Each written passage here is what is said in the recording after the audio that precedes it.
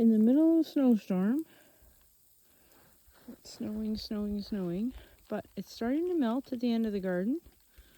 It's got a ways before it, because right now, this is the rest of the garden is full of snow, but grass is trying to peek out, and if you look close, rhubarb's starting to peek out,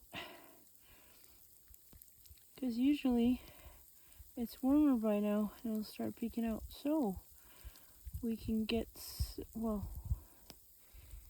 in a month or so we'll start getting rhubarb growing, make some more strawberry rhubarb jam. Anyways, spring is coming in spite of all the snow, so just look for little signs of spring like the woodpeckers and the Canadian geese and the little sparrows and the rhubarb shooting out. Have a great day. Like, share, and subscribe. Happy spring.